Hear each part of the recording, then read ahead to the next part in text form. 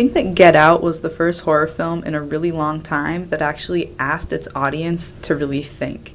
Before Get Out came out, horror films had been, overall, in my opinion, pretty shallow. When I think of 2010s horror, I think of films that are good, that are scary or cool, but aside from a select few, most didn't really challenge their audiences in the way that Get Out did. And since Get Out, there's been a resurgence of intellectual horror films, movies that really challenge its audience to think about society, think about how their own minds work, and I think that's been really exciting for audiences. For me, Hereditary was the first horror film that came out after Get Out that had me really, really excited about the direction that horror was going in. And that is what this video is about.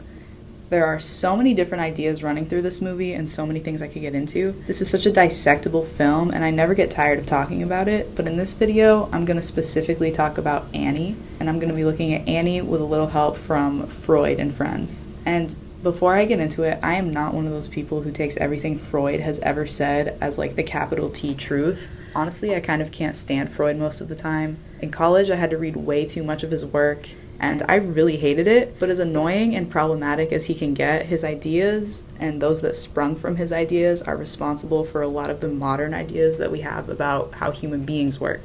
When a boy is truly in love, he will act like a child. But when a girl is truly in love, she will act like a mother. And when I look at Hereditary, I can't help but look at it through a psychoanalytic lens, particularly in the ways it deals with grief, dreams, the idea of the double, and ideas surrounding motherhood.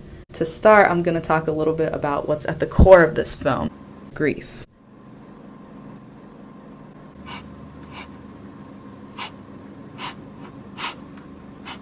Freud had a lot to say about how human beings deal with various types of loss. According to Freud, in mourning, an object or person has been lost. In melancholia, there's a loss of a love or the loss of an idea. To Freud, melancholia is mourning that is just seeped into everything, a mourning that changes and disorients you. And whether we look at it through a psychoanalytic lens or not, grief is a very heavy feeling, and of course it can and does change the behavior and lives of those who are affected by it. When you experience loss of any kind, there's a change that happens. This is what Annie experiences after the death of her mother, which is already preceded by tragedy. In the case of Annie, melancholia is experienced, while other members of her family experience mourning. When Annie is introduced in the film, she has already experienced a great deal of death. The film opens with Ellen's obituary, stating that Annie has already lost her father and brother. Later, in a support group, Annie explains that her father starved himself to death, and her brother Charlie, who her daughter is named after, committed suicide out of fear that Ellen was trying to put people inside him.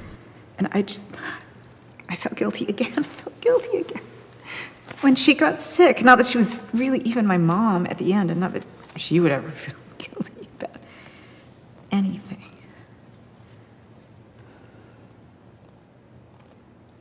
And I just don't want to put any more stress on my family. This support group session is where we see evidence of Annie's melancholia. She explains that she feels blamed for the pain her family goes through. She's living her life as normally as she can under the circumstances of losing her mother, but we're seeing behavior that seems out of character for her based on what's been established about Annie, who seems like a grounded, somewhat put-together matriarch of the family. She snaps at Charlie and at her husband. She especially shows negativity toward her son Peter, all while letting her work slide and ignoring emails from an art gallery where her work is soon due. According to Freud, the self-hate of melancholia is actually displacement. Individuals truly feel negative feelings for the person or thing attached to the object or feeling lost. Based on what we know about Annie's relationship with her mother, there were some negative feelings there. This aspect of melancholia becomes more obvious when her youngest child dies and Annie's double is introduced.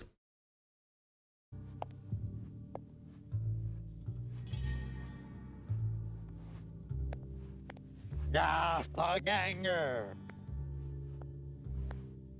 The horror genre has seen countless instances of the double.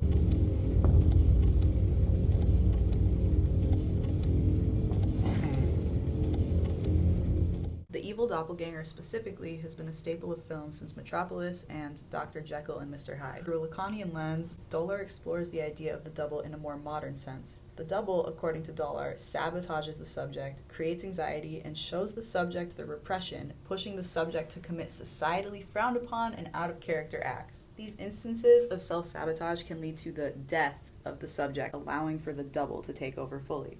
So basically, your evil double kind of just takes over your life, but eventually you become merged with that double. And when you kill the double, you become the double.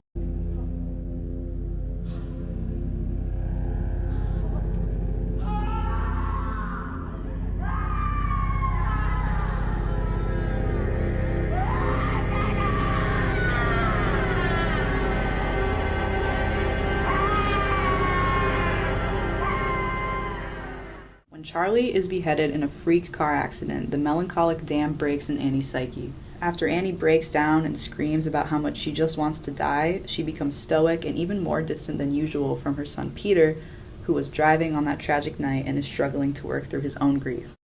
But she wasn't the one driving the car. Yeah, but she could have been. Anybody could have been. Dad, I didn't care about her. That's how this happened. I didn't care about her. No. You love your sister. Dad, I should be dead. I really should be. I mean, she could do things and she could draw and she could make things and I just do nothing. I can't do anything. Yes, no, you I can, can't. Peter. Yes, you can. No, I Don't can't. say I'm that. nothing. No, I'm don't nothing. say that, I'm nothing. Peter. I'm No, nothing. I'm Peter, nothing. Don't say that. Dad, I'm such a loser. I'm such You're not a a loser. loser. Don't say that. I just want to die. I just want to die. Do not I want say to that. die. Don't say that. The return of the repressed manifests itself in Annie's miniature figures, which become more gruesome and less objective than previously shown. Her husband Steve calls her down to dinner to find that she's created a disturbingly detailed miniature of the car accident. Steve scolds her for not taking Peter's feelings into consideration, to which Annie replies, "What? It's not about him." This negation and her creation of the miniature brings attention to her true feelings toward Peter. She thinks that he killed Charlie, and this fault overshadows his need to be supported in his own grief by Annie. Annie's repressed feelings for Peter as well as motherhood become more apparent as the film goes on.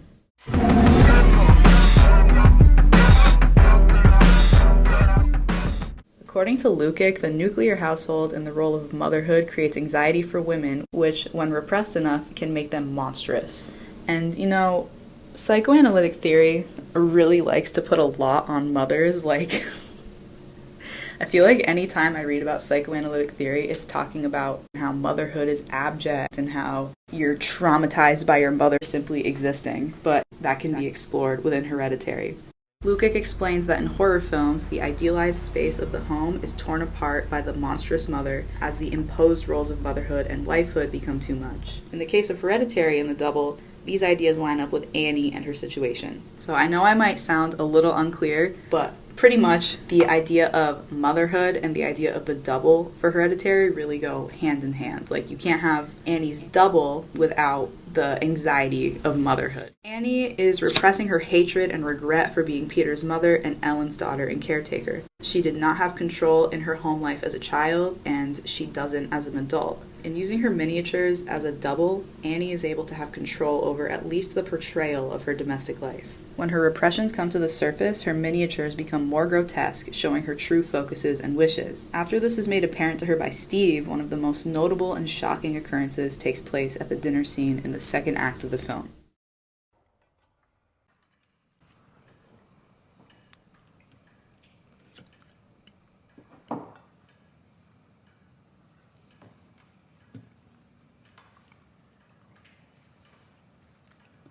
Honestly, I think that this dinner scene is even more shocking and more disturbing than the scene where people are getting set on fire or the really, gruesome ending scene. And it's also one of my favorite scenes that I've ever seen in a movie ever. The dinner scene is important in terms of psychoanalysis because of the blatant discussion of repression that takes place and the unleashing of Annie's double. The scene begins with a shot-reverse shot sequence between Annie and Peter. Neither of them speak, and shooting this silence in the way that conversations are normally shot helps to establish the tension that exists between the mother and son. The conversationally shot silence also implies that there is something unspoken between them, and with Peter looking at Annie and Annie not meeting his gaze, it's suggested that Peter is searching for something from his mom.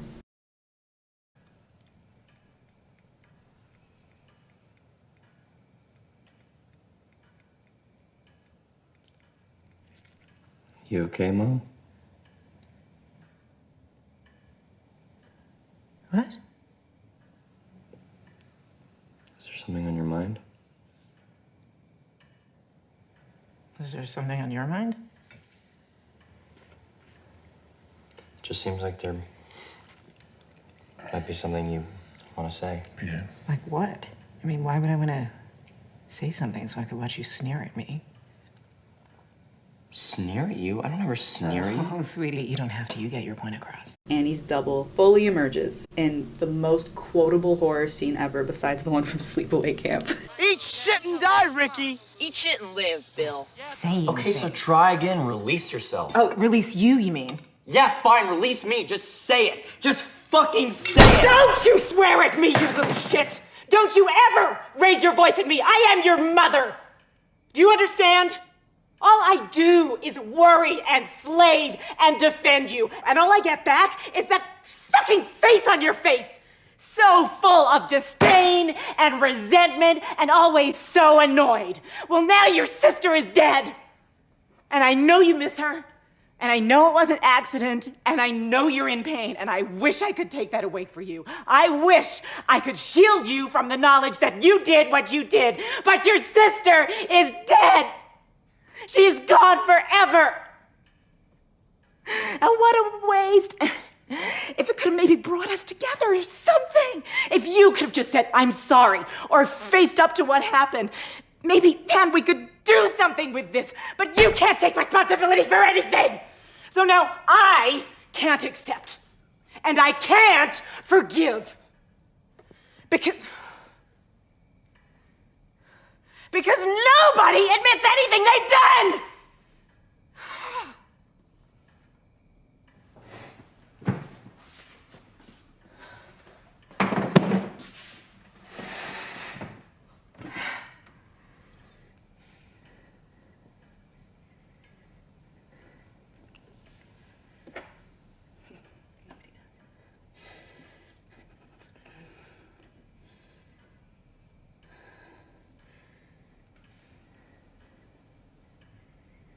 The mise-en-scène in this scene highlights the repression and melancholia taking place in the family. Here, the small table that they're sitting at creates a feeling of claustrophobia. The lighting in this scene can tell us a lot. Not only is the scene really dimly lit, there are 4 light sources total in the room and only 3 are lit. This shows that though there are plenty of lights, darkness will persist without the 4th. This 4th light that has gone out is representative of Charlie, who, with her death, has taken the light out of her family. This is also shown by her empty seat at the table. When Annie gets up to leave the dinner table, there is a wide shot that reveals the entire room. This shot is extremely wide, and the neat composition of the characters, pieces of furniture, and even the straight line that Annie walks in to get out of the shot alludes to her miniatures. The room is shot in the way a miniature art piece would be displayed, and shows that the line between Annie and her double, manifested in her art and displayed in her words, is becoming blurred.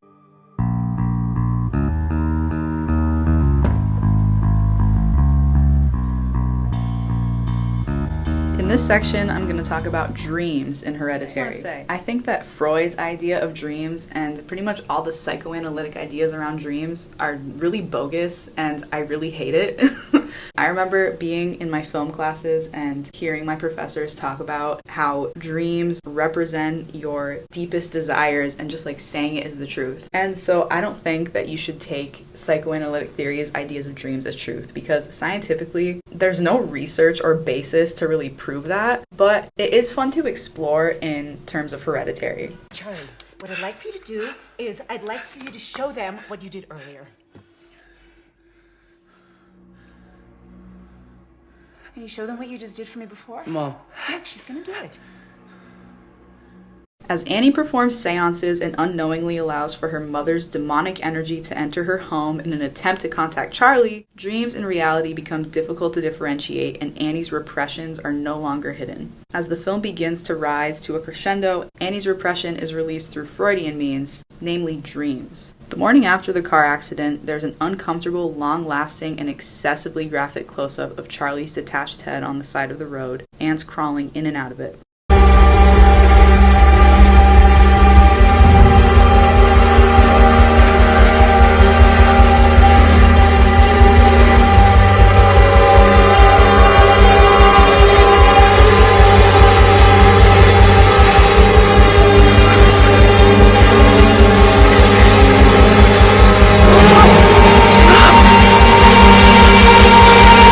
Mom, what are you doing? I'm sorry. Is Charlie here? Why are you scared of me? What? I never wanted to be your mother.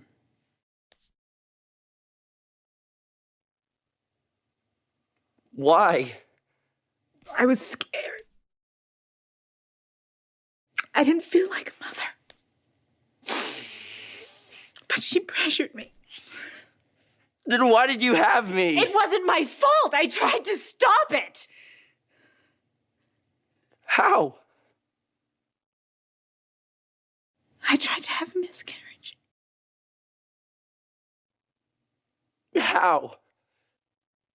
However I could. I did everything they told me not to do, but it didn't work. I'm happy it didn't work. You tried to kill me. I love you. Why did you try to kill me? I did. I was trying to save you. Why did you try to kill me?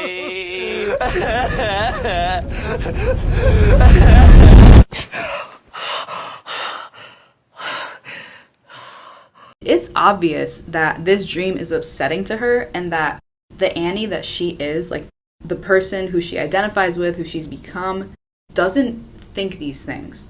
Like, she would never want to outwardly make Peter upset like that. She would never want to reveal that to him. And so it's obviously really upsetting to her, and that's why that's her double. So we see that the double hasn't fully taken over yet. We see that Annie is really upset by this and doesn't want anything to do with these thoughts or this dream. This dream within a dream format shows Annie's different levels of repression, and her dreams show Freudian wish fulfillment. On the deepest, most hidden level, Annie wishes that Peter had died instead of Charlie. This is shown in the ant imagery. But on a more surface level, reluctantly acknowledged by Annie, she wishes that Peter had never been born and would like to let him know this. This could be because she feels guilty about it and wants to find forgiveness from him, where her entire sentences are spoken as if she is not in control. With each sentence, she covers her mouth, but even as Peter begins crying, she continues. So again, the double hasn't totally taken over yet, but it's presenting itself in a really disturbing way at this point. According to Doller, when one's double is destroyed, they themselves are destroyed and their double takes over. As the film progresses and Annie further separates herself from the material world and her living family, she becomes more angry and less caring. After Steve calls her and says, "I have a son to take care of," implying that she's not acting as a responsible mother, Annie goes into a fit of rage and destroys all of her miniatures except for the rendition of the accident. Peter's bedroom is still intact, but the miniature version of Peter is not. Annie has carefully cut off his head. This sentiment of wish fulfillment regarding Peter, already explored in her dreams, violently enacts itself. This scene foreshadows the actual destruction of the house that happens in the third act when Peter is possessed by Charlie, and Charlie is appointed the position of Payman, King of Hell. The movie ends with Annie sawing off her own head and joining her beheaded mother and daughter in a position of prayer to her son's body and daughter's soul, who have become one and the King of Hell. And that was what was being orchestrated the entire time by Ellen. Like, part of all the weird stuff happening is Ellen's evil influence from beyond the grave. This is what she wanted carried out. As we enter the film's third act, it becomes more apparent to Annie and her audience that Ellen and the religious cult she leads have been influencing the Graham family's traumatic experiences in order to possess Peter with Charlie's soul so that she can reign as King of Hell. Ellen has been acting from beyond the grave, continuing to create chaos in Annie's life after her death. The idea of King Payman can be seen as Kristeva's imaginary father. According to Mercer, in order for subjectivity to occur in a child, a mother must separate herself from them. Since this task proves to be too difficult for a mother to do herself, the idea of the imaginary father is introduced. Their primary role is to make the mother abject in order to drive her child away from her. Mercer also states, "Through identification, I become a subject, but also I lose myself by becoming like the one whom I identify with." This is the case in Hereditary. Finding a new vessel for Payman is something that consumed Ellen's hidden life. It led her son to suicide and her daughter to hate her. Payman was Annie's imaginary father, as Ellen's obsession with him made Ellen abject and drove Annie away from her emotionally. This obsession with her religion takes precedence over her role as a mother and grandmother. She becomes a subject through identification with religion, but her maternal role in this identification is lost. The same thing takes place with Annie after Ellen's death. She becomes a similar force in Peter's life that Ellen was in hers. She's just completely manipulative. Until my husband finally enforced a no-contact rule, which lasted until I got pregnant with my daughter. I didn't let her anywhere near me when I had my son, which is why I gave her my daughter, who she immediately stabbed her hooks into. When Charlie dies, Ellen's friend Joan introduces Annie to seances to contact Charlie. These seances, unbeknownst to Annie, grants permission for spirits to possess Peter's body. When Annie was growing up, she never asked for Ellen's religion to be imposed on her, just like Peter did not give permission for a spirit to possess his body. So the ghost of Ellen's payment obsession persists in the Graham household, making Annie abject and driving Peter away from her. Doing?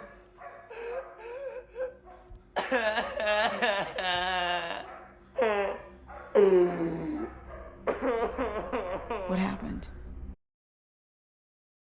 Annie is a complex character with a history of familial trauma and a mother with connections to the underworld. Even if we're not looking at this movie through a psychoanalytic lens, there is actual research-based psychology that totally backs up the ideas of generational trauma and of these patterns repeating themselves. She's completely manipulative. Until my husband finally enforced a no-contact rule, which lasted until I got pregnant with my daughter. I didn't let her anywhere near me when I had my son, which is why I gave her my daughter, who she immediately stabbed her hooks into. And I felt guilty again. So, Freud aside, I know a lot of people experience this sort of thing outside of the supernatural, and I think that's also part of why this movie really hit hard for so many people. But I did want to focus on psychoanalysis because Annie's character is the perfect psychoanalytic analysand. Her repressions regarding motherhood show themselves in her dreams and in her double, which manifests itself in her miniatures and her outbursts. Freud, Lacan, and Kristeva would have a field day analyzing Annie, and here, an attempt to understand her through a psychoanalytic lens has been made. Annie and Ellen put their family through their own similar hells, proposing that trauma and repression themselves may very well be hereditary. I saw your mommy and your mommy's dead. I